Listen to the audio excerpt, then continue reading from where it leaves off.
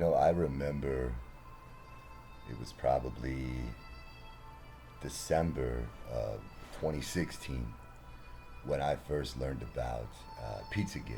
Pizzagate, man. I had just gotten kind of into the conspiracy world back then and learning about the Federal Reserve and how that worked and the economy and how basically it was so simple but made to be so complicated that the economy was taught to us like, well, you just can never understand it. And that's how we started learning how all these things work. But when Pizzagate happened in I want to say December of 2016, I remember I was following a guy named David Seaman on YouTube, and somehow this guy just had all the information, right?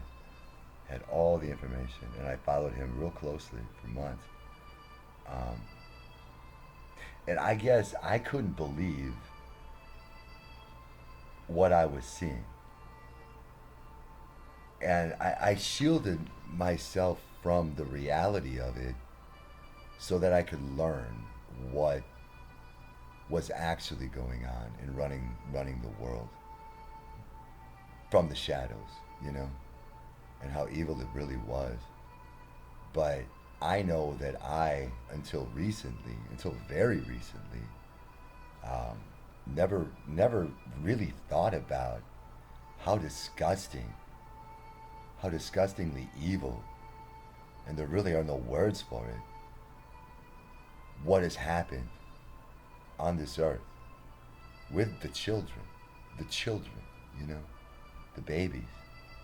And it was made a mockery of by Donald Trump and all the damn memes and the save the babies coming out of the tunnels and all that crap that we got that turned into cartoons and memes on Twitter and Instagram and Facebook to it got to the point where the people that still wanted justice of some sort for these children that had been through, and I laugh only because I can't believe it's reality.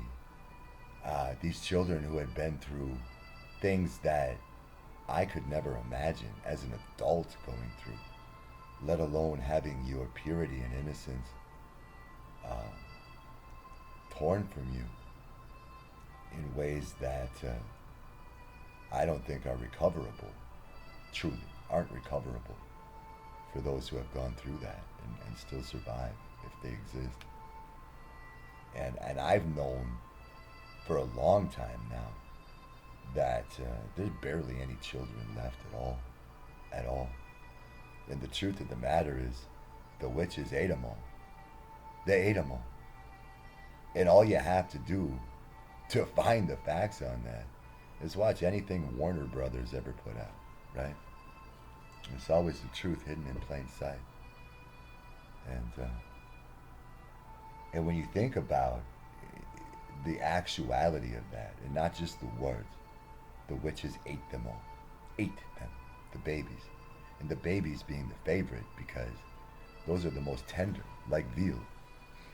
And like Jerry Seinfeld said, that when you cut into their flesh, it's like cutting into a perfectly cooked pancake. Uh, Cute. And then laugh about it. And then laugh about it. Thinking that justice, whatever that meant, didn't apply to you, whoever you are. And it don't work that way. It don't work that way in God's kingdom. And there's a time and a day for everything. And so back in December 2016 or maybe January 2017 or so, when all the COMET pizza and ping pong stuff blew up with James Alefantis and John Podesta. John Podesta. Anybody remember that name? DNC head John Podesta, that kind of just went into the shadows for about 5 or 6 years until COVID happened. And then all of a sudden he was fine and nothing. But I remember, because I remember everything. everything. And I remember a very specific video that I saw and heard of John Podesta raping and terrifying a young boy to get as much adrenochrome out of the poor kid as he could. And cutting his hands, cutting his own hands, John Podesta would do constantly, as is his custom. All of their customs. That's what they do. And the five fish, you know, I don't forget. I don't forget anything. And so tomorrow, my plan, if you dare to be open at 4 p.m. tomorrow, I'm going there with my wife to visit Comet Pizza and Ping Pong, just to say hi and order something. Because that conversation I had with James Alefantis on Facebook in January of 2017, I believe, I don't forget that either. And I don't forget what he said to me and the threats he threw at me.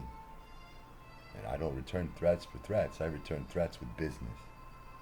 And so tomorrow I'll give him some business at Comet Pizza and Ping Pong. Whatever his prices are is what we'll pay.